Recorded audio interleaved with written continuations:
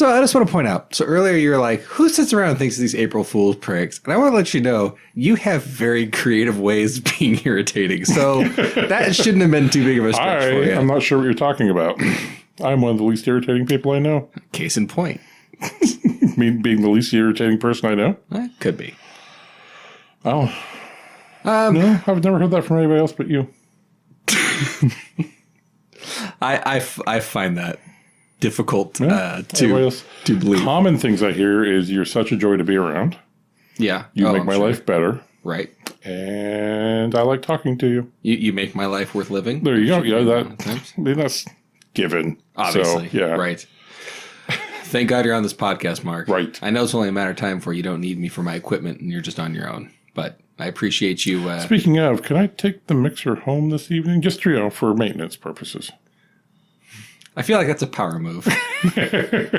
Well, it's funny because I would take it with me if I ever get angry at you, but then I would just have a mixer, no idea how to use it. So, well, it would be interesting if you ever got angry with me. Like you'd have to come to the house and get it. Right. That would be the other part. Did somebody not turn his phone down? Yeah, Mark. You should have turned your phone down. So, the other day. Mm-hmm. I'm in an ambulance. No. Yeah, I know. Yeah. I know. And we're sitting at an intersection. Mm-hmm. And we hear a code 99 get tapped out. Okay. And I'm not going to lie. It's been a busy day. And it's not that I don't want to. Okay, I swear to God I put it. I swear to God I did. Yeah, so we're at an intersection.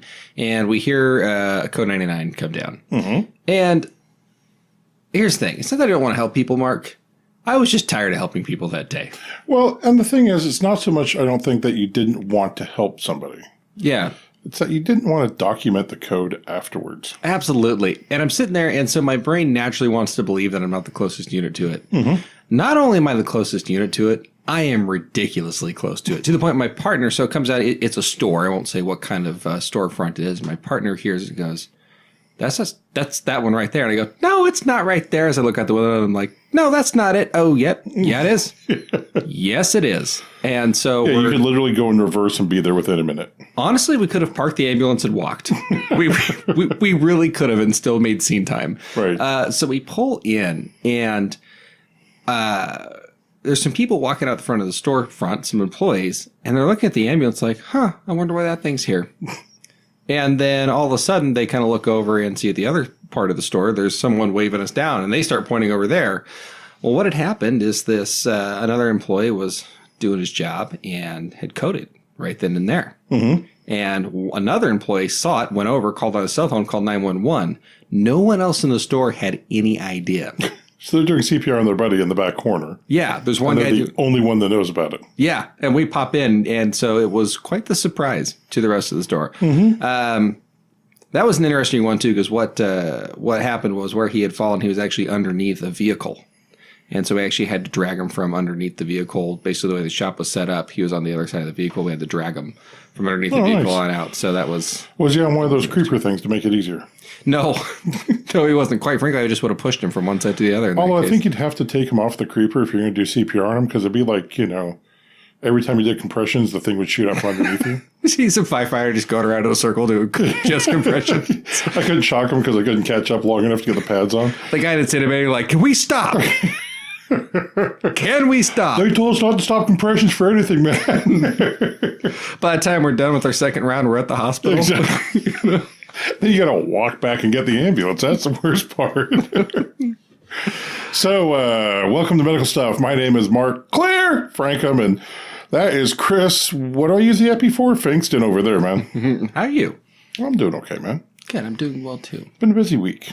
It has been. Mm-hmm. It's been quite the week. Although I'm glad we were finally able to schedule this in. Right. And get this recorded. Yeah. That was difficult. But you know what? Our dedication to the public, our adoring fans, it's unwavering. Second to none. I say that with humility. That there's nobody out there more dedicated to their fans than we are to ours. And I wouldn't use the word hero, but I would understand why. I would understand why other people would. It's been used to describe us in doing this podcast. Oh, absolutely. Anyway, so today we're talking about the Code 99. If you hold still, Chris, you can hear the entire audience rolling their eyes. Yeah. which is impressive because, again, not live. This is not live. This is so ridiculous. Way to break the fourth wall, Chris. Way to break the fourth wall. I don't even think we built one in the first place, Mark. But yeah, so today we're talking about Code 99. Or cardiac arrests. Yeah, which is interesting because when I was writing the title for the show prep, I could not think of what it's actually called, just a Code 99.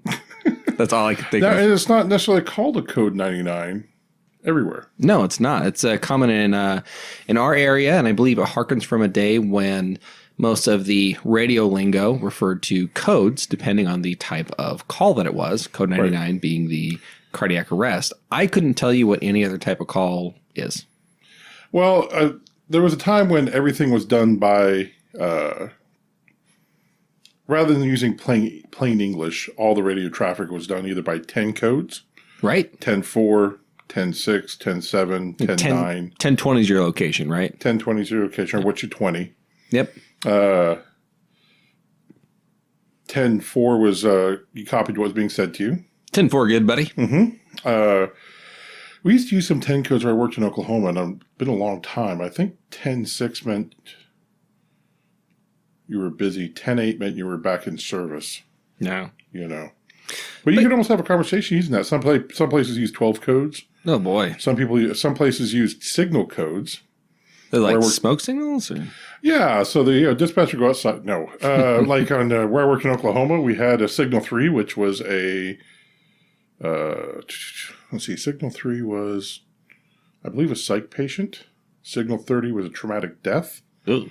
And Signal 48 was a non-traumatic death, like a cardiac arrest or something like that. Oh, gotcha. Okay. And so, you would, you'd stage for a Signal 3, but if you had a car accident or something like that, you could have a Signal 30. So apparently in our system, we've decided to replace all those with plain English except cardiac arrest. Because that, to this day, tapped out as Code 99. A lot of times, but they also tap it out now just as a CPR. Oh, that's very true. Yeah. That's very true. I do hear that. Also in the hospital, they call it a Code Blue. Yes. Very common. So the Code 99, like we said, is cardiac arrest. It's when your heart stops. And we're going to talk about today specifically what is happening to your heart when you're in cardiac arrest. And Nothing. moreover, well, something. I mean, there's... nothing's happening. Ventricular fibrillation, ventricular tachycardia, and Nothing. asystole is truly nothing. Nothing. Which you don't shock, by the way, and we'll reiterate that several times. Don't get me started. But yeah, we're going to talk about what those heart rhythms are, or lack of a rhythm in one case, and what paramedics do about it. So when it comes to a Code 99, there are a lot of causes, but they all pretty much result in one of four rhythms. You have pulseless ventricular tachycardia, you have ventricular fibrillation, PEA, or pulseless electrical activity, and Which then used to be called? EMD, electromechanical dissociation, which I personally like that one better. Mm-hmm. If anything, it sounds cooler. I don't know why they changed the names. I don't know. Some doctor had to stamp his name on it somewhere. No offense to doctors, by the way. Or doctors that stamp their names. Absolutely. And then there's asystole, which is the flat line. So, Fun fact, in my paramedic school, at the end of our ACLS class, we may have gone out and had some drinks. No. To the point that we were toasting asystole as the simplest algorithm. It is. You know what? It is. Mm-hmm. There's actually so one of the things we can do in a Code 99, depending on the rhythm, will shock. And I think everyone who's watched TV for any length of time has seen them shocking correctly. Yeah, seen them shock incorrectly, very likely. But there's a kind of a funny joke with paramedics where when you put the cardiac monitor, if you don't recognize it, and shock it till you know it. Because eventually, if you shock them enough times, it'll all be asystole. Just so you know, that's not protocol. No, yeah, we don't actually do that. Like, if you're conscious, we're not going to be like, Just keep shocking them. Yeah, no, man, I'm sorry, I don't know what this is. Hang on. Whap. Oh, there we go. Asystole, I can run this. Well, of course, that joke or that old wives' tale of EMS comes from a time when the monitors were not as good as they are today. No, they weren't. Now we have a full color screen to look at. Mm-hmm. We can Snapchat with it. You can have cascading. I mean, you can have up to 12 seconds of cardiac strip on your screen. We can't actually Snapchat with it, by the way. No. Back in the day, it was literally a 3-inch green screen. Oh, and that wasn't even, I think it was a LifePak 3. LifePak 5 is what I started on. No, Gotcha. I'm sorry, LifePak 10. Okay. I just remember, so my dad, he's in one of our episodes as well as a guest. He used to bring EMS equipment home all the time, and he had an old school monitor. At the local pawn shop. Well, I never asked what he did with them. And he had one of the old school monitors where it had a defibrillator and monitor were separate. Mm-hmm. And the defibrillator had Was it in like a suitcase looking thing? Well, it was. So the main monitor had like a handle to it, and then the defibrillator sort of clicked in on top of it. I think that was an LP5. Yeah. And if you didn't realize the defibrillator wasn't clicked and you just went to pull the monitor off to check it out, it would slide out and smash you in the foot. Mm-hmm. It also had a substantially long AC cord. Yeah, so you could plug it in. Yeah.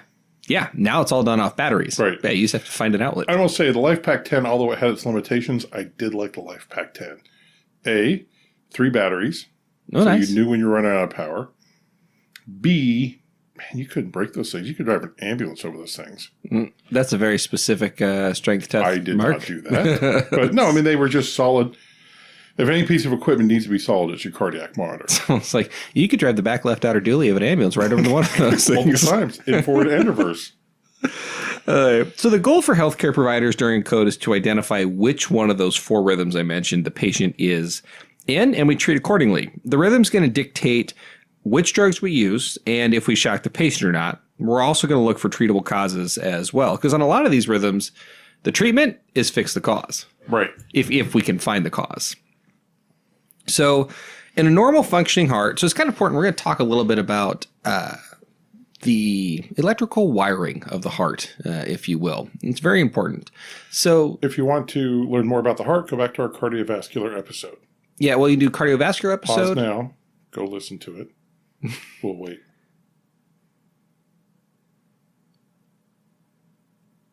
Are you back now? Yes, they're back now.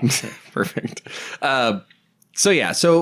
And then we also have a cardiac episode that also talks more specifically about the heart as well.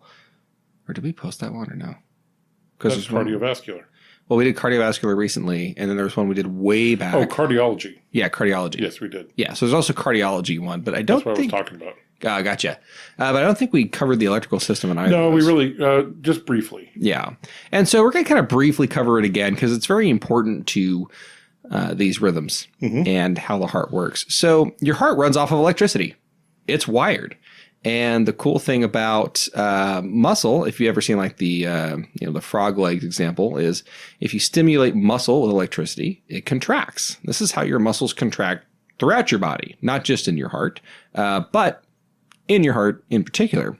So at the very top of the heart, there's something called the sinoatrial node, and that's just a little spot that sends out a little electrical jolt. That jolt travels through the atria, and as it travels through those muscle cells, they all contract, they all squeeze in all at once and make a nice push, a nice squeeze. It squeezes the blood in the lower half of the heart. That then stimulates the AV node, or atrioventricular node, which is a little node that is in between the upper and lower halves of the heart. And what's it made of? Calcium. And it's important that it's made of calcium. So the rest of the heart uses a sodium and potassium pump to perpetuate the electrical signal. The AV node uses calcium to perpetuate the electrical signal. And the reason it does this is because calcium is just a little bit slower. And that allows for a delay in conduction before the electricity is passed on to the lower half of the heart so that the ventricles, lower half, get a chance to actually fill with blood before pushing out. So it goes from the AV node down to these, down to what we call the bundle branches, which are these, I guess you could say larger wires, if you will, of conductive tissue that goes down through the ventricles. And then from there it goes to something called the Purkinje fibers, which I'll mention a little bit later, which again is just more wiring that goes out through the muscle in the lower half of the heart. Well, in the atrium, the electrical impulse runs along the intraatrial pathways, which is more of a cell-to-cell kind of... Right. It's like a path through the jungle. Yeah. Whereas if you, when you get to the ventricles, because you're covering so much more area, you need to actually move the electrical conductivity faster. So you have these wires. Special wirings in there to move the electricity along through the muscle faster. Yeah, and every now and then things get kind of screwed up and those things don't work so well. So first off, one of the more complicated, I guess, rhythms we're going to talk about today when it comes to Code 99 is going to be ventricular tachycardia. So I believe Mark spoke about ventricular tachycardia in the cardiology episode. Maybe not, but I'm fairly certain that we touched on it. But anyway, Ventricular tachycardia, the smallest amount of code 99s, by the way, are ventricular tachycardia. It's usually one of the other three rhythms. Accounts for about 7% of all code 99s. It has a 45% survival rate. Well, real quick. So ventricular tachycardia describes, so in the heart, yes, in a normal beat, you have the sinoatrial node is where the impulse initiates. Absolutely. And the heart muscle is the only muscle that initiates its own impulse. Everything else comes from your brain at some place in your brain. Yeah, you've got a nerve. You got that wire that runs from your brain down to that muscle. Right. The heart does it all on its own. Yeah. But as a coping mechanism in times of stress or times of damage, any cell in the heart can initiate the impulse. It doesn't have to be the sinoatrial node. In the corporate world, we call that cross-training. Exactly. Atrial fibrillation. SA Node calls out sick. Jerry's got to be able to cover him this weekend. Exactly. Atrial fibrillation is a group of cells in the atrium that are trying to initiate the impulse. You can have a junctional rhythm where the AV node or the atrioventricular node actually initiates the impulse, or the ventricles can do it. Now, each area has its own inherent rate. So normally if the ventricles are going to be initiating the impulse, you're about what? 30 to 45 beats a minute. In ventricular tachycardia, you have a ventricular cell initiating the impulse, but your rate is technically it's above 100 because it's a tachycardia, but generally you're above 150. Mm-hmm. So this is where you start running into problems because the ventricles have taken over for whatever reason. Mm-hmm. And now they're starting to run away because you don't get the same level of rate regulation in all the other cells that you do get from the sinoatrial node. And one of the big problems when it comes to ventricular tachycardia can cause it to run away is something called re-entry phenomena. Mm-hmm. And what it is you have an irritable cell. Phenomena. Yeah. Phenomena. Yeah. I can't say the word without doing the same thing. Yeah. Well, no, and you did that to me years ago. When you lay a lot at my feet. You know what? I should. I really should, Mark. We worked together for a mere year and a half, but 90% of your emotional problems are my problem. Are you denying or stating? I'm just saying there may have been something there before I came along and opened the door. Well, you opened the door, Mark. Anyway, so re-entry phenomenon. So what you get is that rogue cell, that irritable cell in the ventricle that, for whatever reason, has decided to take over the pacemaking duties. And what can happen is it can send out its electrical impulse. It'll travel through the ventricle and all the muscle tissue, and it will come right back around and essentially kick itself in the ass and generate another impulse. Kick itself in the ass and do more duty? Yes, Mark. There's a poop joke. Yep. So anyway, re-entry phenomenon. Yeah, got it. And so that can cause the ventricles to run away. Mm-hmm. So you can have pulsed ventricular tachycardia. Right. And generally you do have pulsed ventricular tachycardia before you have pulseless ventricular tachycardia. Right. And the way ventricular tachycardia becomes pulseless is you lose your pulse. Yeah. Yeah. You're welcome. You may worship me if you like. Yes, that's right. Medical master. You know what? I would use the word hero now. There it is. But the problem is that basically your ventricles, they're squeezing so fast that they're not staying open enough to allow blood to fill them. Mm-hmm. And so there's something called the ejection fraction, which we talk about more in the cardiology episode. But the ejection fraction is essentially how much blood is being pushed out every time the heart squeezes. Mm-hmm. And this ejection fraction essentially gets lowered to the point of insignificant. It's not enough to generate a pulse or perfuse the brain. Right. Then the person goes unconscious, they stop breathing, and they essentially die. Well, I mean, part of the problem is that if you're in ventricular tachycardia, it probably means that the atriums aren't working. And so essentially the ventricles are trying to fill off of passive pressure.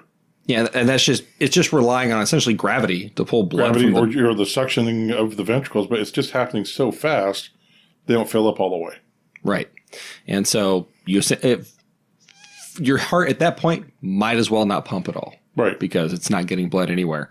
The nice thing, though, about ventricular tachycardia is the first thing that the heart feeds when it pushes blood to the body is itself. Mm-hmm. And so then that's sort of the nice, and I'm using air quotes here, which obviously you can't see because you're listening, but the nice thing about ventricular tachycardia is that of the, I guess you'd call them the 4 deadly rhythms, ventricular tachycardia, in a lot of cases. Sounds like a band. Right? Exactly. Or maybe like a Harry. I'd say the Metroland, we got the 4 deadly rhythms. I was going to say a Harry Potter book. Oh, yeah, see? Good. Yeah. Harry Potter and the 4 deadly rhythms. Mm-hmm. That's a ring to it. This is the second episode with a Harry Potter reference, by the way. So that's statistics I don't think we'd be keeping track of, I don't know why we're not, but. So 4 deadly rhythms. Hashtag Hogwarts. Sorry. That was awful. Anyway, this one is the most likely to actually continue to perfuse the heart because it requires a minimal amount of pressure to go out there. The ejection fraction can be reduced while still feeding the coronary arteries, which is why it does have a higher survival rate than the other of the remaining 3 deadly rhythms. So, problem with ventricular tachycardia, if it's not fixed, can devolve into ventricular fibrillation, which we'll talk about in a little bit. So how do we treat ventricular tachycardia? Well, first of all, how do we treat all codes? What's the biggest thing we're going to do on anyone who's in cardiac arrest?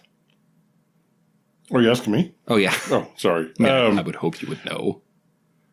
I'm going to go with CPR. I'm going to go with that, too. So the American Heart Association and the rest of the world.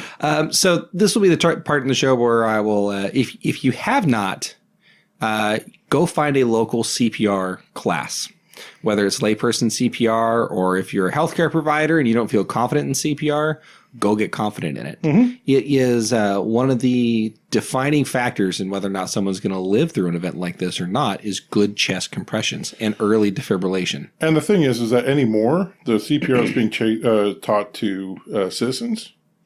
Is compressions only. Yeah, it's hands-on. Basically, you put your hands right in the middle of the chest between the nipples, and you push at anywhere between 100 and 120 beats per minute. Some would say over the sternum, but, we all have our landmarks, I guess. Well, I think they're going between the nipples just because it's easy to say, hey, middle of the chest, between the nips. Problem with that. Old people. Yeah, not everyone's nipples are in the same spot. Exactly. Oh, which motherfucker didn't silence there? Is that me again? It's you again. No, it can't be. No, my alerts are off. And that is not my chime. Mine are too.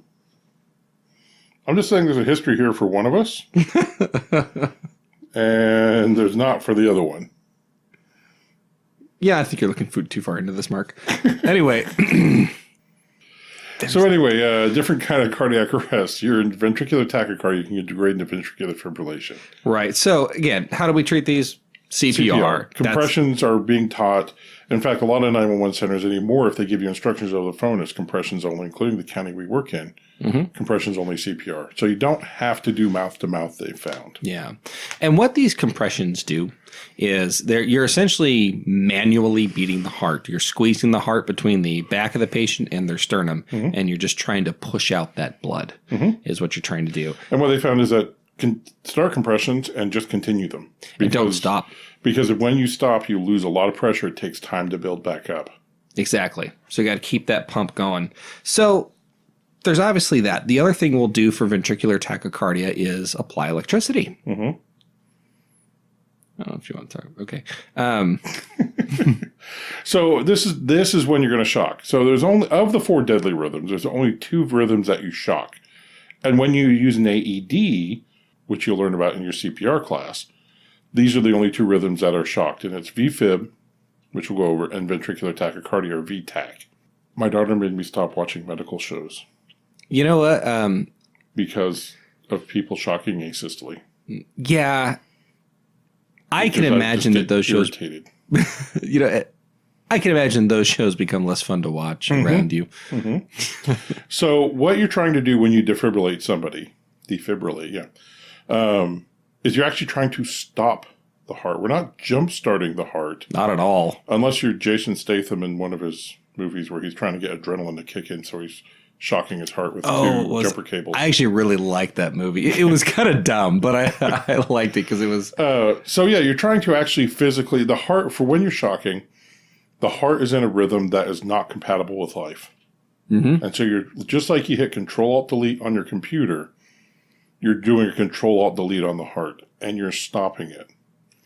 Right. Hopefully to start it again with compressions and medications. Because the idea is what we're doing. So we talked about, so in the case of ventricular tachycardia, you got that rogue cell that's just kind of doing whatever it wants to do, and it's stimulating the ventricles to go faster and faster. And what we're trying to do is stop that and allow the normal pacemakers to take over, which would be the sinoatrial node.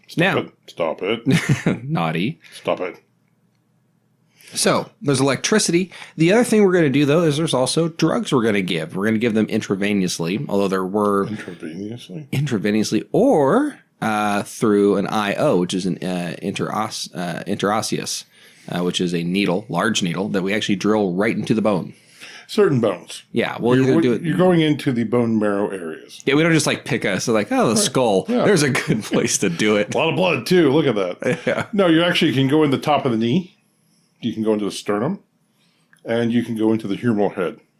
Yeah, the humeral head is kind of the one our county's been switching to a little bit. There's been a little bit of push to the humeral head. Have you done the humeral head yet? No.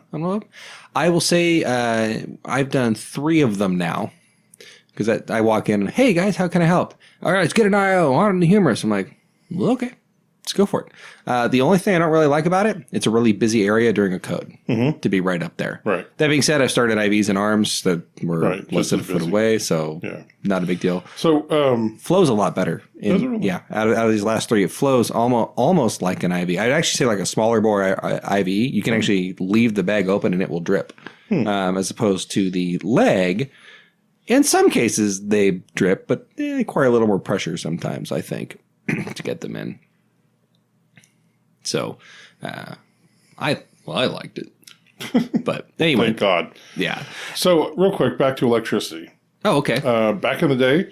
Oh, no. Hey, let's stop the show. Let's back up to where Mark wants to be. Go ahead. Yeah. No problem. I'm trying to. Sure. You're interrupting. So, back in the day, we used to use different joule settings. We'd start at 200. If that didn't work, we'd go up to 300. If that didn't work, we'd go up to 360. Now, 360 has generally been the limit. There are services out there that are doing 720. Have you heard about this? Is this where they're applying 2 defibrillators and shocking at the same time? Yes. Yes. I don't think that's how joules work. I don't think it's cumulative like that. No, I don't think it is either. But I'm not sure why. It was one of the guys from a nearby county who I do vehicle inspections with that explained it to me. And they're doing it. Yeah, they're doing it the next county over. And now they only do it in very certain circumstances. And essentially, the only time they're doing it is if they have defibrillated this patient 5 times already without a change in rhythm. Then gotcha. They're doing this. And so I don't know if it's one of those things of, hey, it might work, or if there's any actual science to back it up. But like I said, I mean, it'd be interesting to find out if shocking a patient twice at 360 equals 720. Yeah, I don't know. And I would almost, my initial thought would be no, because in order to have because that'd be 360 joules. I mean, ultimately the patient does receive 720 joules, 360, then 360 but is it again. At the strength of 720, or is it 360 twice? Yeah, I mean, I think it's 360 twice, because you'd have to be really, really good at your timing on that button, because that 360 is going to be delivered in a millisecond. And then you got the whole conversation on scene. Okay, are we going on 3, or is it 1, 2, 3, and then go? Could you just imagine? All right, 1, 2, 3. Whoa, wait. Are we going on 3? Is it 1, 2, 3, or is it 1, 2, 3, go? So end up shocking the guy 25 times just to get it right. try to get your shit together on scene. That was also another favorite thing. Is there's been a couple series, and there was one where there's a Co-99 patient, and they were shocking this patient, and the guy goes, "If you do it again, you'll kill her." And I'm sitting back here like, she's already dead. We're already at the first level. You're gonna kill her twice? Yeah, she's already dead. You can't really kill her much more than she already is. Now, I will say that those joule settings were on the monophasic. Yeah, we're using biphasic monitors these days. So monophasic is it's going from one paddle to the next. So usually, I believe it's traveling from the upper right shoulder to the left lower chest. These days, we set our joule setting to 150 on the monitors we have, and we just let the computer figure itself out because it records its own impedance because it's biphasic, which means it's traveling both directions. Right. And so you'll get the computer figures out how much it actually needs. So what impedance means is that's basically the electrical resistance that's inherent in the body. And so the computer in there actually figures out how many joules do I actually need to apply? And it could lower it, because the thing is that every time you shock it, you're sending electricity through the heart, and that's going to do its own damage. Yeah. So it's pretty cool what they're doing today. And the manufacturers will change the joule settings depending on their monitor. You know, for example, we use one that's made by Philips, and it is 150 for all defibrillations. You have other companies who want you to start at 100, go 150, then 200. Right. You have other companies that's 200 across the board. But generally, I see it between 150 and 200. And if you look at your strip as you shock, it'll actually show you the real joules it's using. Yeah. On ours. Yeah, and it will also show the rhythm as a giant spike. Oh, yeah. So, who's it? So, electricity. That is the preferred method of fixing ventricular tachycardia and ventricular fibrillation. Well, it's the most direct. Yeah, and it works. Very first cardiac arrest was on an old LP10. And this is back when we were doing stack shocks. And those were pull starts, right? You had to hit the primer. Yeah, you know. Pull. Well, it was a step up from the electrical cord because you weren't always 50 foot from an outlet. That's true. You know, so this made it truly portable. So in a wheelbarrow, but still portable. Back then we were doing stack shocks, which you would shock if it didn't work, shock again. If it didn't work, didn't shock again. So you go 2, 3, 360, and then you would do 360, 360, 360, 360, 360, 360 until you finally broke the rhythm. On my very first cardiac arrest, I shocked the guy 15 times. I would say stop when they're medium rare. I think that's... And that's the problem with doing all these defibrillations, is that you're kind of cooking the body on the way through. That's what electricity does to food. Yeah. Although the other option is just die. Right, yeah. I mean, that's why we keep doing it. But... So we'll also have some pharmacological options as well. This has nothing to do with a farm. It doesn't. Well, I mean, if someone codes on a farm. But anyway, so as I mentioned earlier, we can start IVs, we can start IOs, IV being in the vein, IO being in a bone, and we can give medications. All code 99s are going to receive epinephrine. Epinephrine is something your body makes day in and day out. It's half of adrenaline. Yeah, the other half would be norepinephrine. Now, this is the same stuff in an EpiPen, just in a different concentration. Right. So in an EpiPen, you have 1 to 1,000, which is fairly concentrated. And 0.3 milligrams. And in this case, we have 1 to 10,000, and we give 1 milligram. Every 3 minutes. Yeah. Well, every 3 to 5, Mark. Well, if you're a slacker, you do it every 5. Yeah, I do it every 4. Still a slacker? No, I'm just not an overachiever. Like some nerds. Anyway, until a teacher forgot your homework.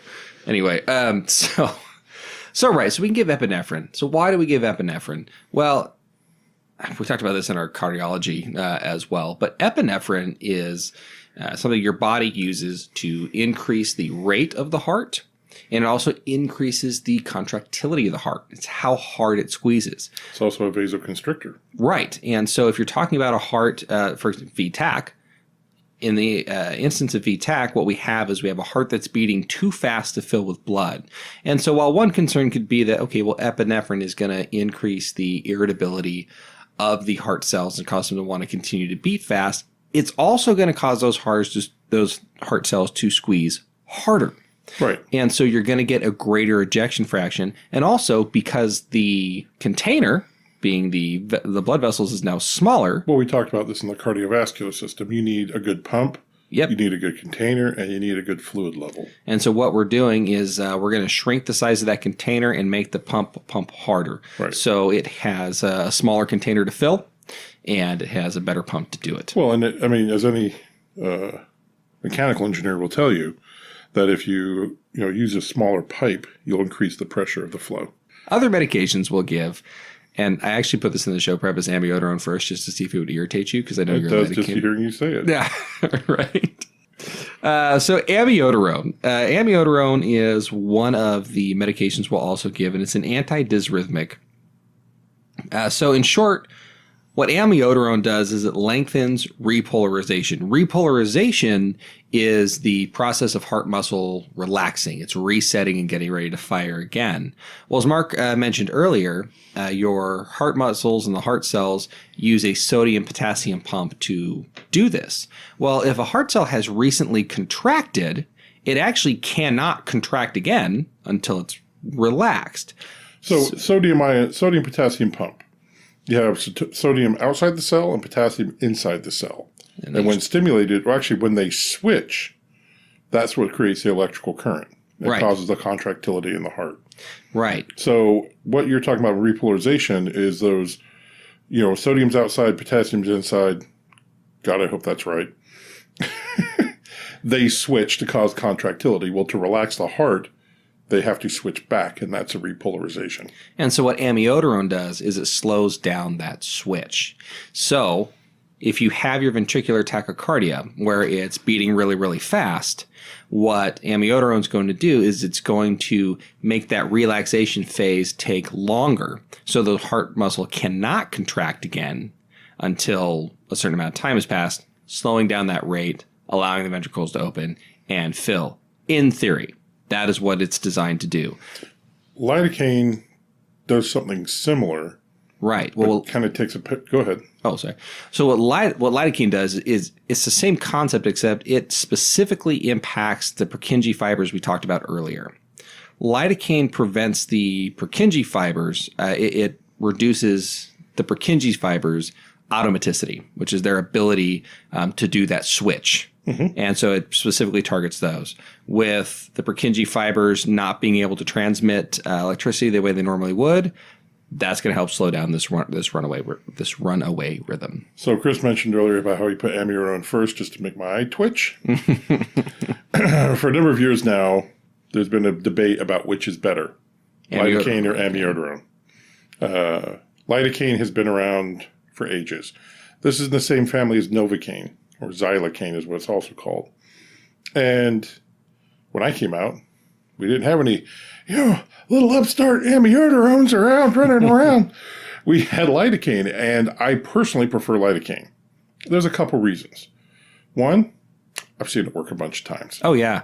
It is, I think it's, for the job we're trying to do, I think it's a very good drug. Second of all, the half-life of lidocaine is much shorter than amiodarone. How long is amiodarone? Is it 30 days? Something like that. Yeah, so once you're on it, it's in your body for 30 days. Well, and fun fact, so amiodarone is also given as cortisone as an oral medication for people with certain conditions. And it actually takes weeks before when taken orally, it takes weeks before the physician would even expect any sort of impact on the patient. It takes that long to reach your therapeutic level. Yeah. And so now IV, it rapidly distributes much, much faster. But that just kind of goes to show you how long that drug kind of lingers around. Right. So that's my second reason. Is that, if you put someone on amiodarone, it's going to be in their system for weeks. You put them on lidocaine, I think hours. Yeah. My third reason for disliking amiodarone, personally. It's a long name. It's hard to spell. It is. But it foams up like you wouldn't believe. Yeah, it does. Just taking it out like, God, have you ever accidentally dropped one of those vials? Oh, good Lord. In a hospital setting, not a problem. Why? It's sitting in a cart, sitting there. In the back of an ambulance, as you're going down the road, on the way to a code, carrying your kits in, they get put down, things are getting moved around, the kits, the packaging it's in is getting moved as you're looking for other stuff in your kits and stuff like that. You got some new rookie that's nervous, like shaking the vial as he hands it to you. Exactly. So pretty much comes pre-shaken. Yeah. The other problem with amiodarone is you have to be careful about putting it in the same line with other medications. It will react with certain medications and actually cause precipitation within the line. Which is essentially like a Sharks and Jets-esque fight. Okay, go on. You ever seen West Side Story? Oh, Sharks and Jets. Yeah. Okay, gotcha. Did I just throw my way through that? No, I just... Yeah, Sharks and Jets. Anyway, watch West Side Story. Fantastic movie. Moving on. If you want to laugh, please do. If not, I understand. But yeah, it'll combine with other medications. I believe sodium bicarbonate's one of them, and the medication reaction will actually release gas in the line itself. Right. And you'll actually see And that's bad. foaming. Oh, it's super bad. Right. Which is a great movie. But anyway. If we're referencing such things. So speaking of sodium bicarbonate itself is not something we're going to give early on in a ventricular tachycardia When I started, code. we did. Yeah, and actually, it's my dad has told me about this. Sodium bicarb used to be First-line drug. Yeah, You gave it when you gave epi every single time. Oh yeah, every 3 minutes. It's a big deal. Right, and the theory behind this is that as your heart stops and the blood stops flowing, your body's going to start producing byproducts, which is lactic acid. Right. Or acids of any form. So one of the problems that we're trying to combat, and we'll talk about this a little bit in PEA, is acidosis. Yeah. And so the concept was, well, give them sodium bicarbonate, which is an alkali, until it fixes the acidosis. Here's the problem. Your body can tolerate only so much acid in its bloodstream and only so much alkali in its bloodstream. And so what was happening was, I remember the joke when I first started was, give bicarb till you get chalk out of the vein. Is that we were sending patients into alkali. So now it's kind of given at the end of the code when, you know what? Nothing else has worked, so why? Hey, look, the kitchen sink. Yeah. Okay. My dad actually had a good joke for that. He used to, one of the things he used to say on scene is, what drug should we give next? He'd go, how about Trimol? As in try them all? Yeah. I mean, the worst that can happen is they'll be dead still. Right. Exactly. Sodium bicarbonate is it's a component of the medication known as Triamol. And yeah. Yeah. So, right. And I think we mentioned a cardiovascular episode, definitely in the renal episode. The pH of your blood, which your pH determines if it's an acid or a base. Your 7 point, right. 7, I mean, unless you're me, then it's your PF. But right. Anyway, 7.35 to 7 point. Yeah. So it's like a very quiet fart. Anyway, it's 7.35 to 7.45, and your body's unhappy anywhere outside of that range. It's very, very specific. I did transport a patient recently who had a pH of 6.68. And we're going code 3? Oh, definitely. Yeah. Absolutely, definitely. Yeah, patient's not conscious. That's when yeah. So what was the other drug that we used to use in cardiac? What are some of the other drugs we use in these cardiac arrests? We got lidocaine, we got epi, we got amiodarone. Well, you mean just for VTAC? Yeah. Or, yeah. Well, so yeah, so we're going to go with, like each rhythm will also have its accompanying drugs to it. Yeah, so, yeah, we give, one of the things we'll do also give magnesium sulfate for a very specific type of ventricular tachycardia. It is the French version of ventricular tachycardia. It is. The torsades de points. Yeah.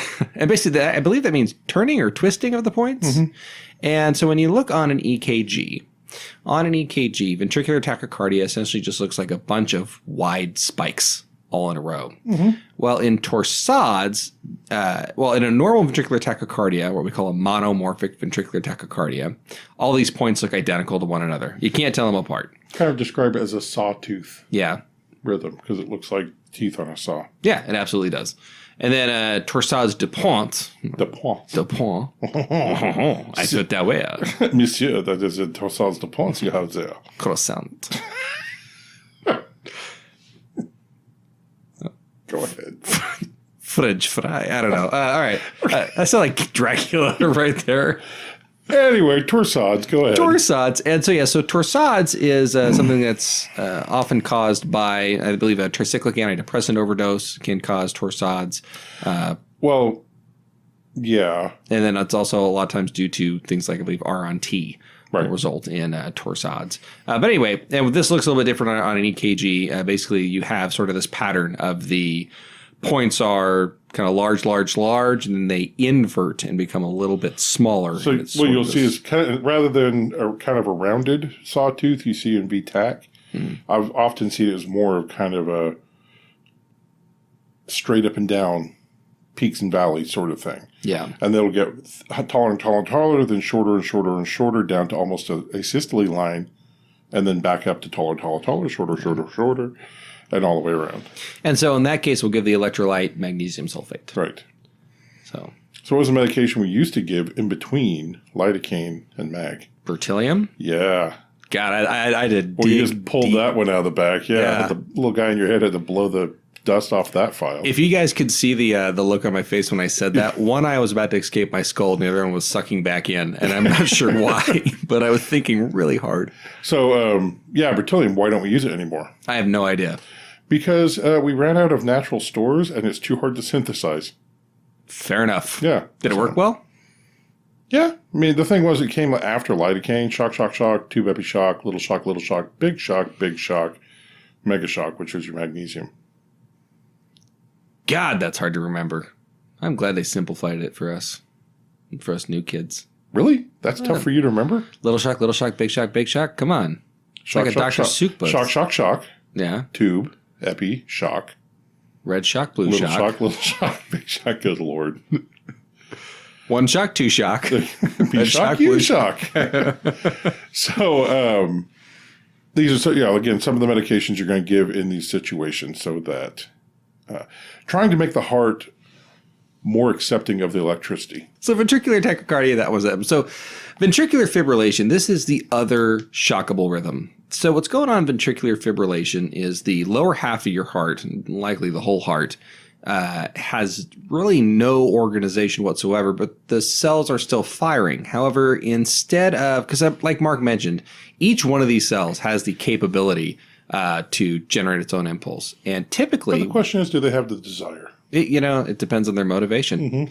Mm-hmm. And so when the electrical impulse is going down the right path, the sinoatrial node, AV node, bundle branches, out through the Purkinje fibers, it's this nice, all the cells are kind of contracting together in a coordinated effort. Mm-hmm. Well, fibrillation is all the cells are contracting individually. Right. And it's useless. In the cardiology episode, we talk about atrial fibrillation. People live with it for years. Yeah. And it's just a quivering or a fibrillating of that section of the heart. And it looks, the only way I've been able to really explain it was imagine as Jell-O mold. Yeah, kind exactly. Of being shaked a lot. I was about to give the Jell-O mold example, yeah. Yeah, now that I've said it, you're going to say it. Yeah, pretty much. Okay. So if the atrium are fibrillating...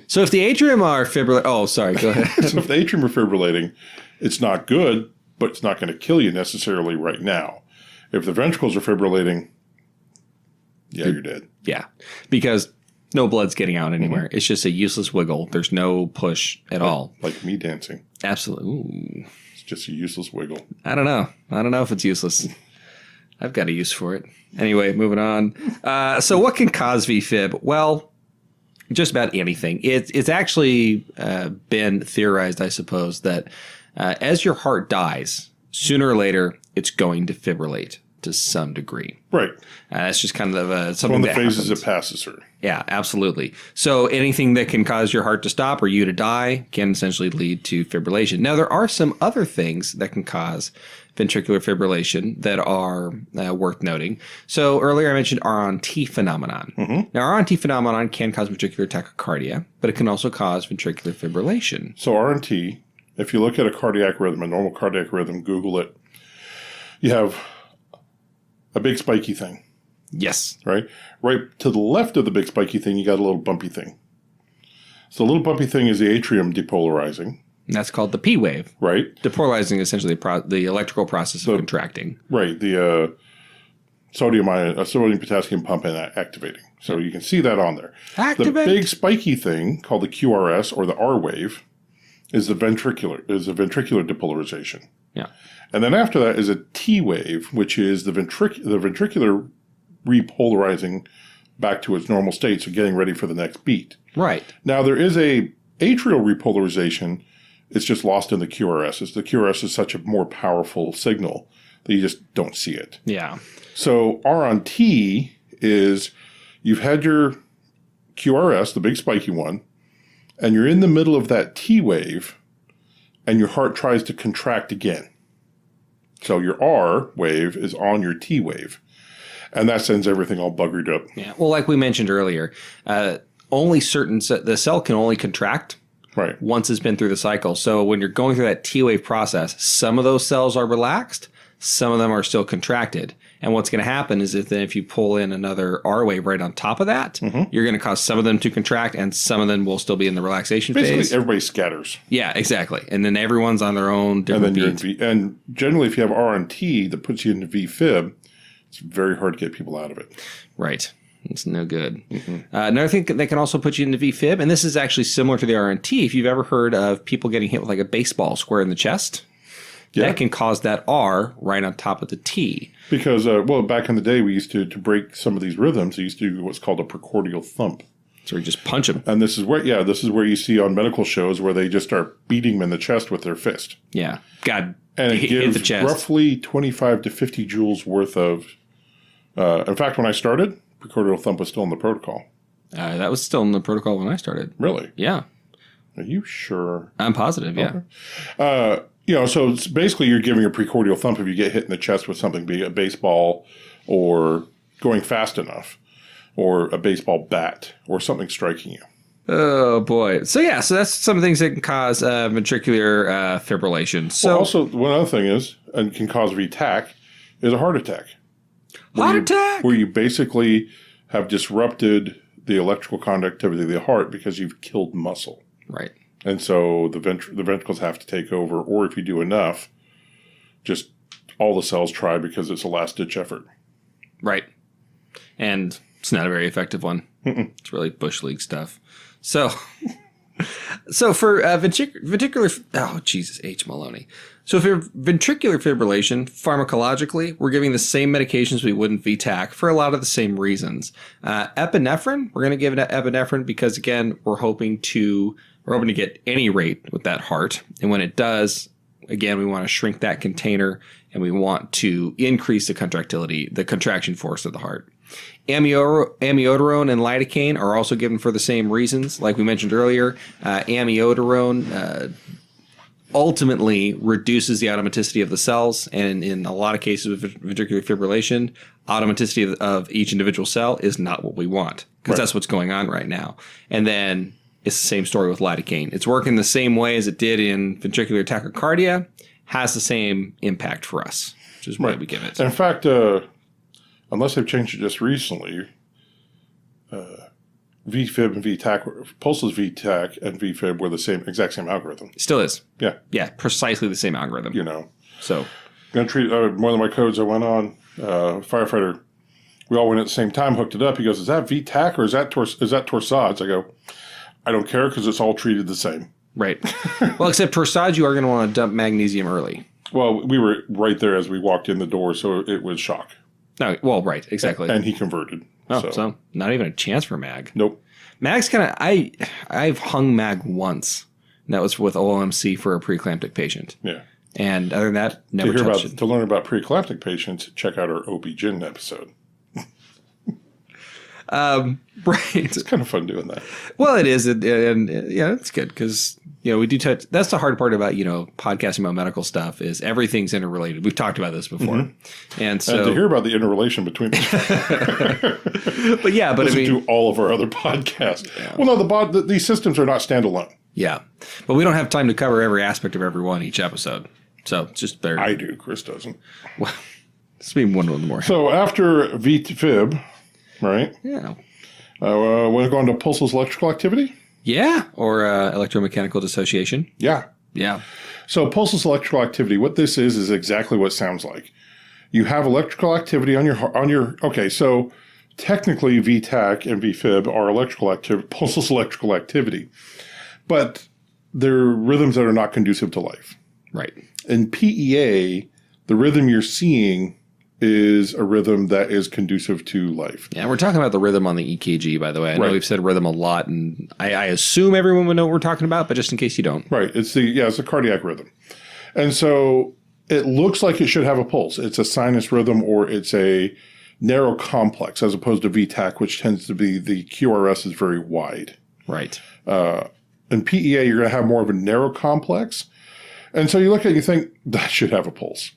But it don't. What? But it don't. But it doesn't. So just because you have a rhythm on the monitor doesn't mean that you have a mechanical response to that, which is the pulse at the wrist or the neck. And it's funny. This is actually when you're going through paramedic school, you have to do something they call it static cardiology. And basically, they give you a rhythm on a piece of paper and you identify what it is, and they give you a little bit of patient information beneath that. And a common trick they'll throw in there is they'll put a rhythm that looks like maybe sinus bradycardia or sinus tachycardia. And then if you don't read the patient information carefully, where it says they're dead, no pulse can be palpated, and you label it as something else other than PEA, you're wrong. And so it's a very common thing that they'll put in. Mainly because paramedics are jerks to other paramedics. Yeah. So why can this occur? So what are some of the causes of PEA? Well, a lot of paramedics, if you go up to any paramedic and you ask them about the H's and T's, that is a tool we use to help us kind of cycle through the different causes of pulseless electrical activity. So what there is... When I was going through paramedic school, one of the medics came up with... and they've changed the H's and T's, but it was damn 4-H cat. And that gave you all of your causes of PEA. Damn 4-H cat. Anyway, your H's. Yeah. So when I started, it was 6 H's, 6 T's. It's down to 5 H's, 5 T's now. And that was what was off of... Because millennials. Right. Aren't you a millennial? Technically, no. No, When millennials. were you born? It depends on where. So I was born in 1984. And so depending on the chart you find, it's either 1985 and up or it includes me. So I'm either a Gen X or a millennial, depending on what I want to be. Millennial. I mean, don't get me wrong, Mark. I know the age difference between you and me is substantial, and I probably should be in a different generation. You are. But so first off, H's. The first H is hypovolemia. It's a loss of fluid in the cardiovascular system. Bleeding out. That's where you're going to see severe infection, and you sweat it out, or vomit it out, or diarrhea it out. The diarrhea did it out? Yeah, no, absolutely. And you lose blood volume. Again, back to our cardiovascular episode, in order to have a blood pressure that perfuses your brain and your vital organs, you have to have enough fluid in an appropriately sized container with a good working pump. And if you don't have enough fluid, your pump can pump all it wants. Your pump can pump all it wants. Your container can constrict all it wants to try and bring up the pressure, but if there's no fluid to push around, you ain't going to get a pulse. It's kind of like when you're in the shower and somebody flushes a toilet downstairs and your pressure goes down. You're hypo. Why do you sound so shocked when I come up with good examples? I'm trying to represent the audience. This is how you feel. Everybody else feels when I say stuff good. That's what they say. So the second H is hypoxia, which is a lack of oxygen.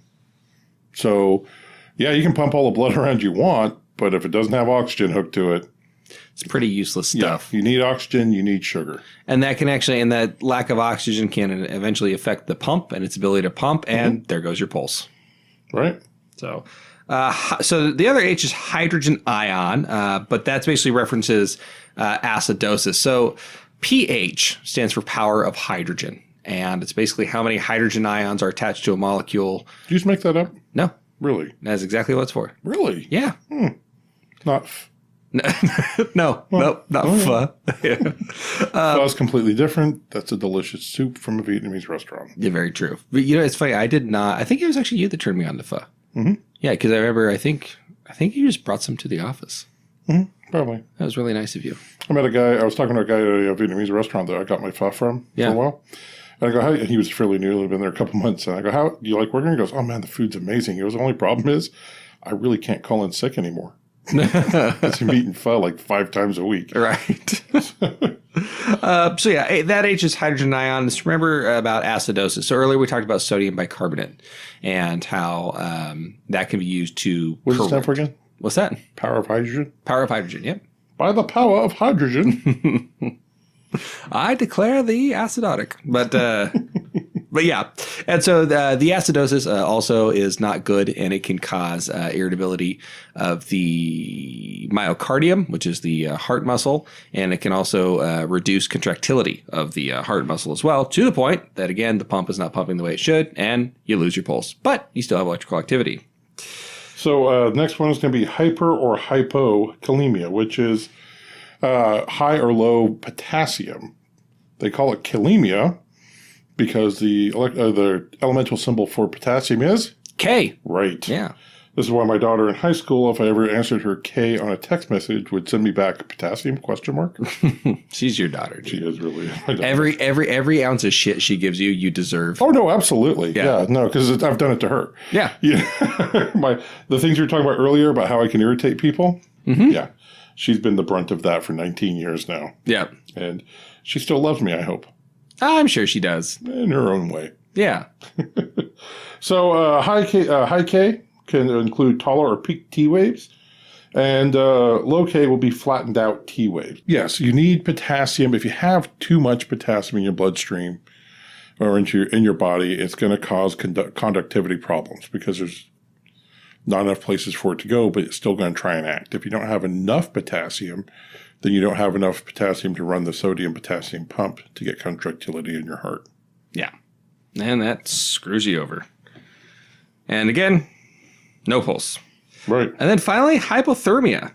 So if a patient's been exposed to the cold, we do take warming measures to try and get them back to a normal temperature. Wow, you worked your way through that one well. Is that the first time you said temperature, Chris? Is that how this goes? I actually forgot what was written down there, and I was reading it and kind of comprehending and trying to bounce back from it. So with hypothermia, one of the problems is that everything slows down to the point where you just can't feel a pulse. Now, one of the problems with having a severely hypothermic patient is you don't have a pulse, so you start CPR. The problem is that the heart's actually working properly, just not hard enough. And with hypothermia, things become more irritable. So you can actually cause VFib or VTAC by doing CPR on a patient without a pulse that's hypothermic. Also, one of the old adages, and I think it's still true to a certain extent, is that they're not dead until they're warm and dead. That's right. So basically, you can't prove they don't have a pulse until you've warmed them up, and you still don't have a pulse, which led to very severe or long-run cardiac arrests that ended up being just cardiac arrests. They get them warm, work them for an hour, get them warm. Because the problem is that in the back of the ambulance, you're only going to get them so warm. Oh, yeah. Because if it's the middle of winter, I mean, they're warmer than they were inside in the frozen lake, or they were in the snowbank you found them in, but it's still not going to be 110 degrees in the back of the ambulance. No, it's not. I mean, the way I sweat, you would think it is, but... Well, you actually have to be careful how fast you warm a hypothermic patient up, too. Mm-hmm. There's problems with doing that. We talked about how irritable the heart is, and you can, just by aggressive warming, you can bring them right into VFib or VTAC. What you can do is if you bring up the heat too quickly, the extremities will warm up, causing vasodilation. But the heart hasn't been able to warm up to the point that it can actually increase its workload to compensate for that. Wow. So the T's. On to the T's. So the first T is toxins.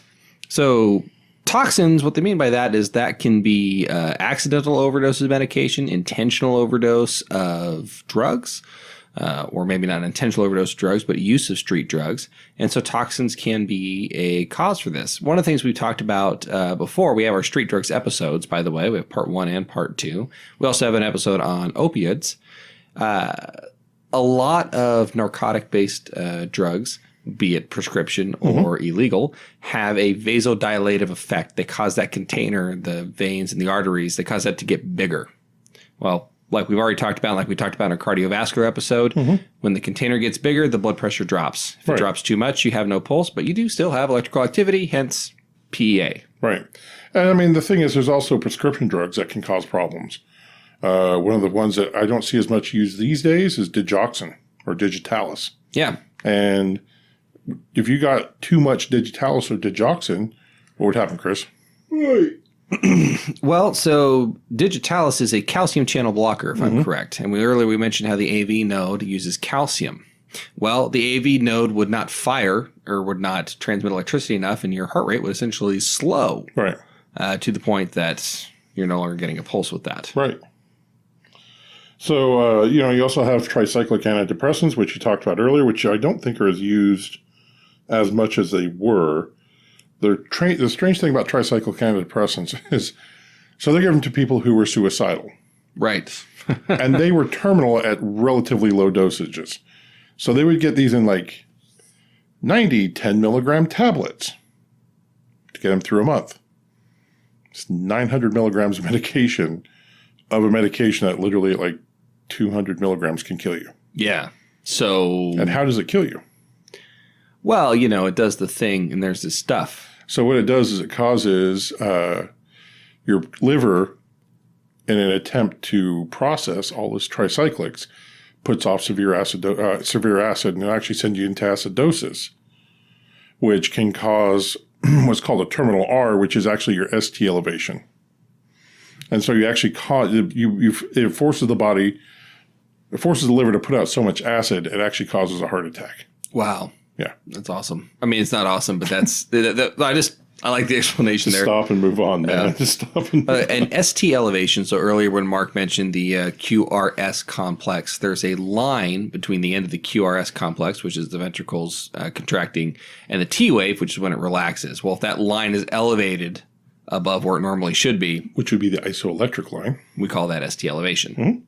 So, next up is tamponade. Tamponade. So tamponade is referring to cardiac tamponade. Not to be confused with tapenade, which is a thing you use in cooking. Oh, gotcha. Really? Mm-hmm. Okay. So tamponade, and that's basically where you have fluid that builds up around the heart. This fluid can get in between. So your heart has a sac around it. It's called the pericardium.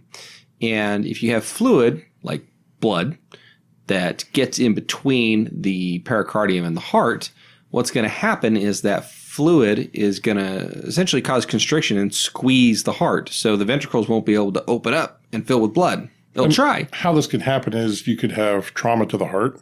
Right. Trauma, where it causes swelling or bleeding of the heart, but not out of the sac. Penetration of the heart, where the pericardial sac actually reseals, but there's still a hole from the heart out to the pericardial sac. Or a severe infection of the heart. Yeah.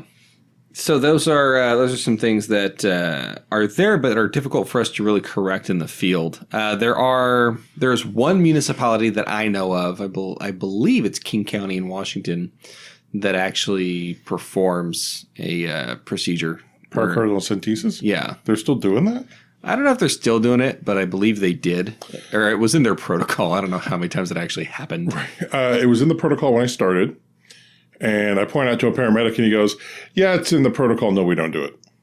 Gotcha. And so what this is has anybody ever seen Pulp Fiction? Pulp Fiction? Yeah. He's not doing a pericardial centesis. He's actually doing intracardiac epi, which hasn't been done since the 70s. Pericardial centesis is actually where you take a very long needle with a syringe attached to it, and below the rib cage, just to the left of the sternum. By the way, do not try this. No. You basically insert this needle, inching it slower and slower and slower forward until you get free-flowing blood back out, thereby hopefully being in the pericardial sac, and you're drawing the fluid off out of that sac. Yeah. This is an extremely difficult procedure to do in a perfect setting of being in a hospital. It used to be in the protocols to do it in the pre-hospital setting. And here's the thing. So let's say you're wrong and it's not tamponade. Mm-hmm. You know what happens if you keep pushing and get free-flowing blood back? You're now inside the heart and you've now caused a tamponade. Yeah. So it's one of those things where I think there are some paramedics out there that like to have absolutely everything they possibly can in their protocol. Mm-hmm. I'm not one of those guys. No. This is one of those things where... There are things that should be done in a much more controlled environment than what we're doing. And that is one of them. As a counterpoint to that, I do like a good olive tapenade.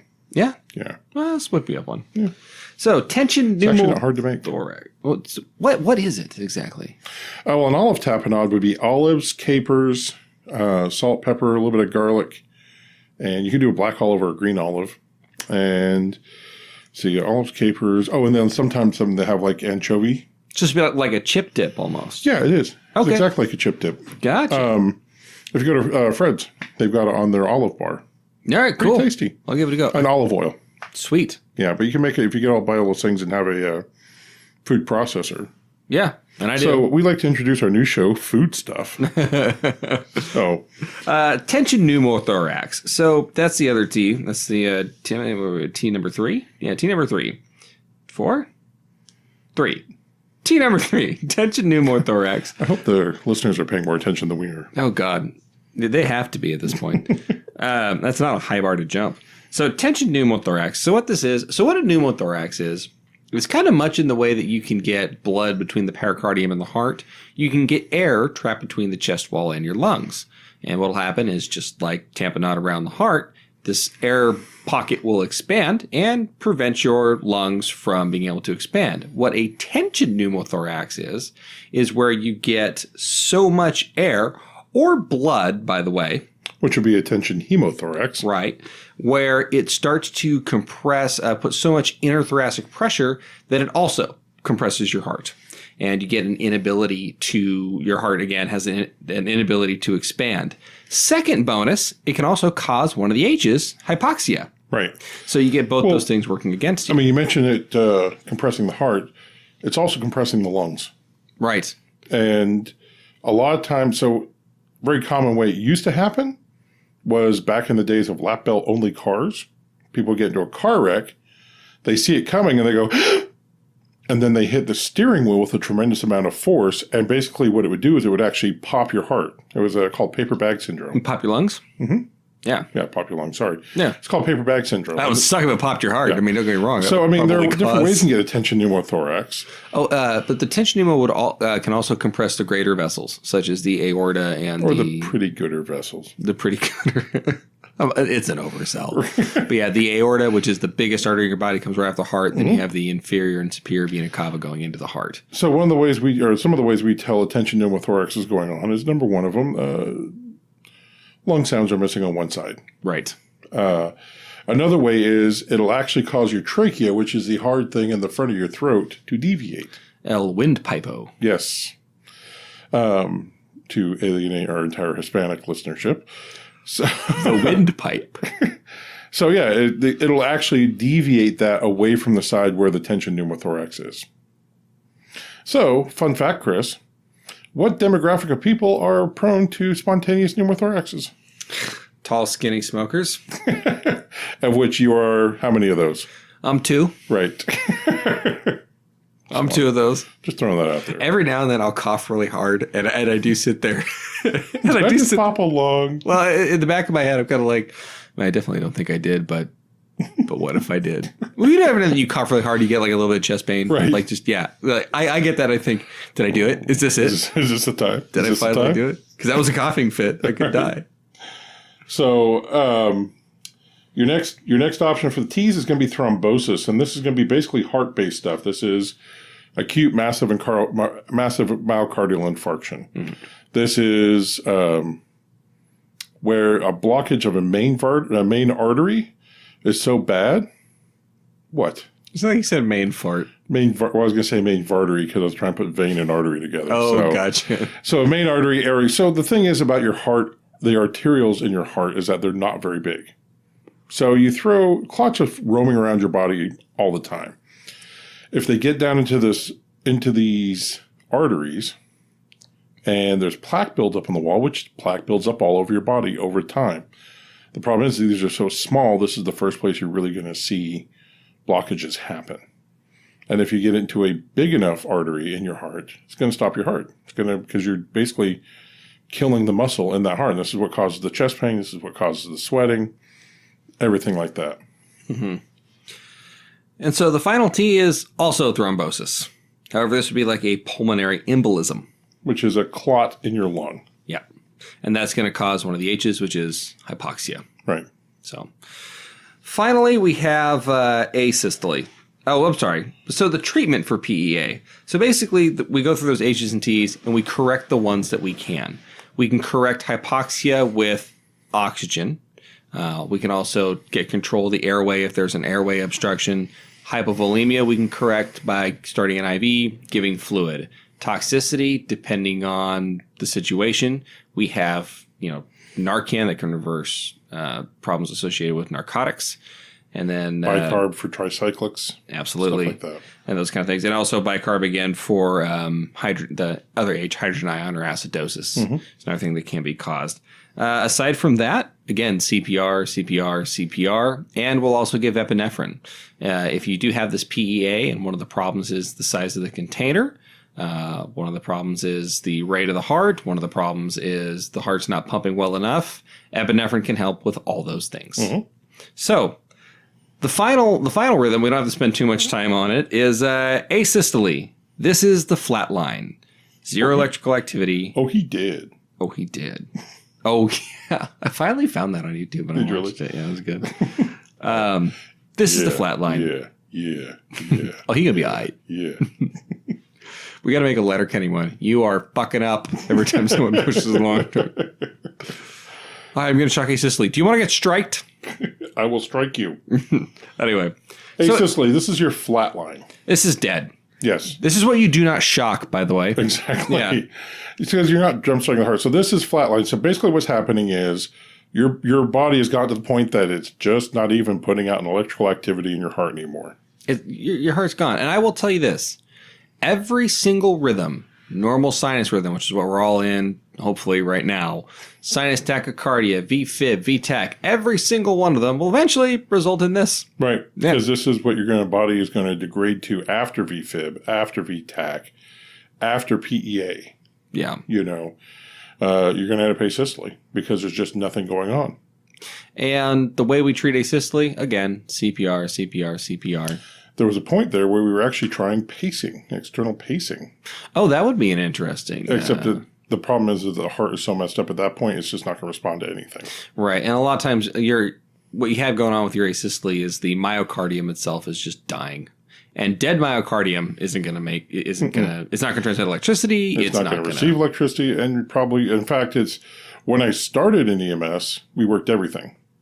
No. And so you would work an asystole code all the way to the hospital. And so we carried what were called thumpers, which were automated two-person CPR. They did the compressions and the respirations based off compressed oxygen. And I used to say that I knew the sound of death, and it was...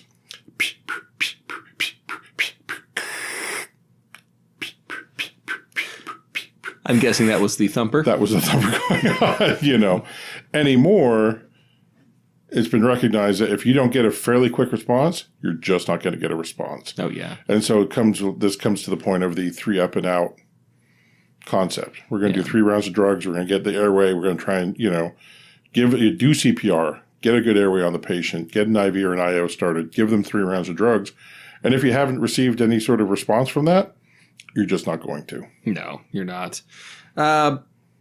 So treatment for this, again, all those same H's and T's we talked about for PEA, they all apply here. And we use that same, acronym, the H's and T's. Let's try and fix it and throw the sink, everything plus the kitchen sink and see if it works. Yeah. And again, we're also going to throw epinephrine at it too. Mm-hmm. We used to give atropine. Oh, hey, jiggle your keys some more. I think they want to hear that. It does not look like you're jiggling your keys. Well, they were digging into my leg. No, just when you started jiggling like that, like, okay. Stop jiggling your keys, please. That's very disconcerting. Like, hey, Mark. So. You know what? I had more planned for this. We're in an hour 20. What else do you have planned? You're going to talk about post-resuscitative care. Let's do it real quick. All right, cool. Because I think we're going to have a lot to cut out. Not 20 minutes. No, but we can go over a little bit. It's fine. We don't have to stick the hour thing. Oh, no, we do. No. Actually, there's one thing I read. There's a guy, he's got one of the most successful podcasts. Mm-hmm. It's like, how long should my podcast be? He goes, your podcast should be how long it is. Mm-hmm.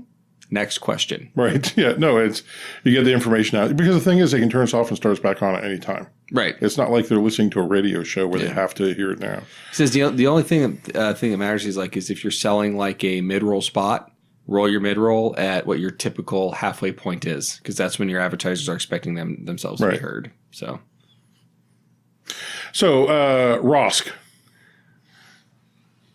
Right? Yeah, ROSC.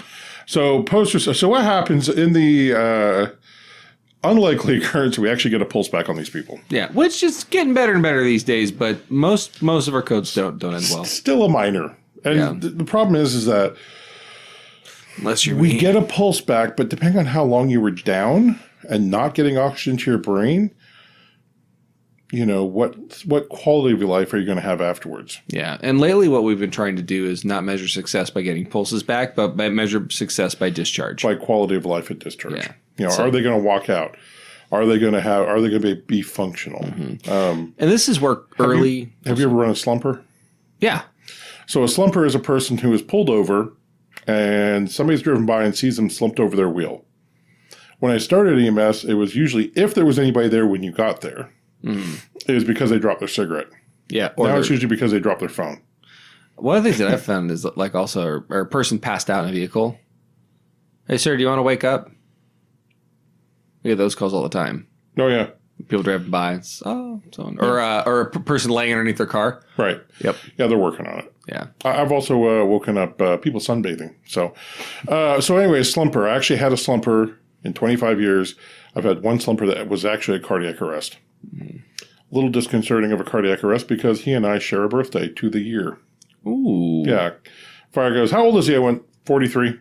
He goes, that's good math. Are you really good at math? I go, no, we share a birthday.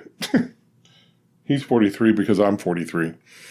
But so we got a pulse back on him. CPR was started relatively quickly. So this is about 20 years ago then?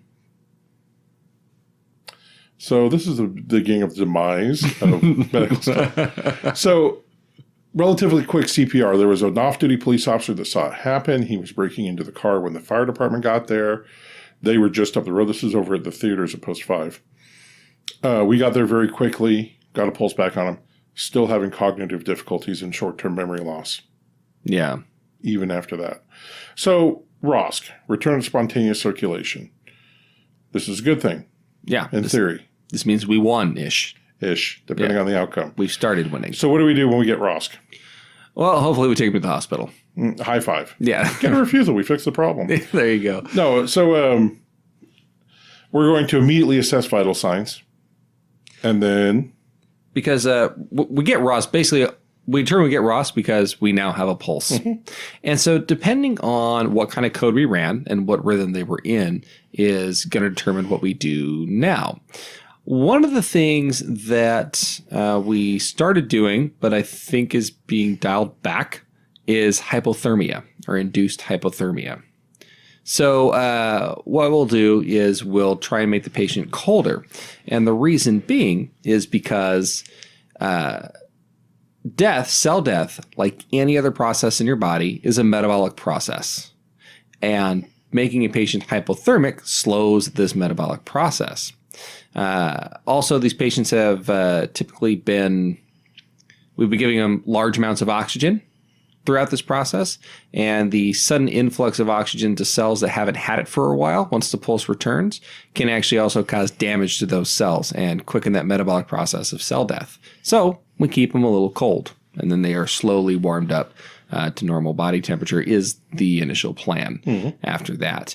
What we'll also do is we'll run what we call a 12-lead EKG. What that is that's just a more complex EKG where we're looking at more angles of the heart.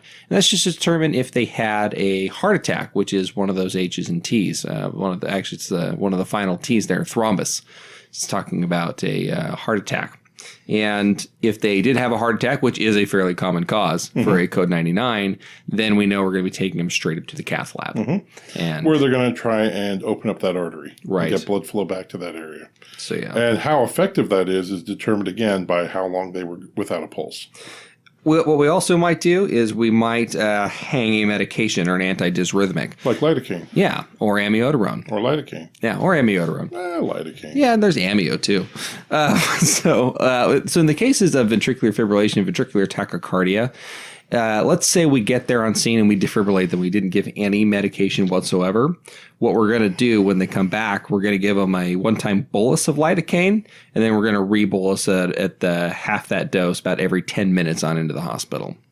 If we did use an antidysrhythmic and we used amiodarone, what we're going to do is we're going to redose that amiodarone 30 minutes with about 150 milligrams over 10 minutes. And here's my thing about this. I've always felt that way. Mark, when was the last... Jesus Christ. When was the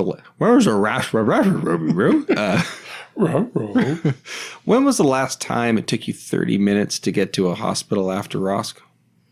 Never. Yeah.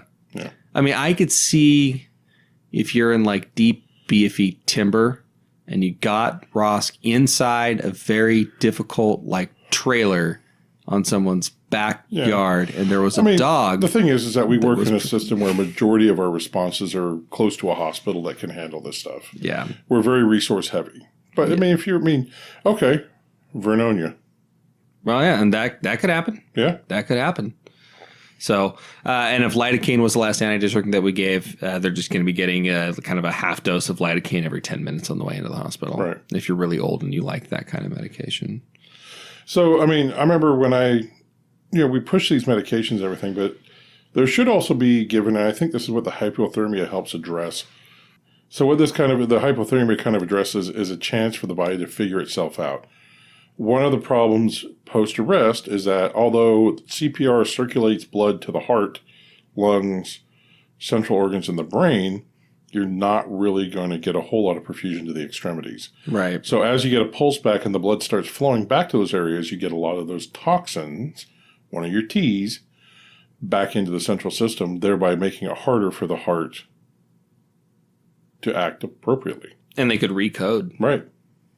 So just because you get a pulse back, you may not get the quality of life, but you also may lose it again. Right. So, anything else? That was a lot to cover. No, I think I'm good. You good? Y'all CPR'd out now? Yeah. You got 99 codes, but this ain't one? How long? Anyway, my name is Mark. That's Chris. No. How long were you waiting for that one, Mark? Actually, that was spontaneous on the spot. I could kind of like a code. Or if I'm there, it's a spontaneous return. It's return of spontaneous circuit. Fuck yeah, that. You really stumbled through that one well. Anyway, this is Medical Stuff. My name's Mark. That's Chris. You can find us online on Facebook at Medical Stuff. We're on Instagram at Medical Stuff 52. And we're on Twitter at Medside Stuff. You can also email us at medsidestuff@yahoo.com. MEDSIDESTUFF. And you can listen to us on just about any podcast platform out there. You can find us. We're on Stitcher, Spotify, Google Podcasts, iTunes, iHeartRadio, any of your podcast catchers you can pick it up on. And if there is a podcast catcher that you use that we're not on, let us know. We'll try to get on it. We would love to hear from you if you have questions about the episodes. If you have questions, about us. Mm-hmm. Chris is the ugly one. I'm the handsome, dashing one. So probably don't need to email us about that now, but that's totally truthful. Now you have the answers. Exactly. So now there's a reason this is a podcast, not a YouTube channel. Exactly. Definitely have a face for radio. Oh, boy. So anyway, thank you for listening, and we will talk to you next week. Toast.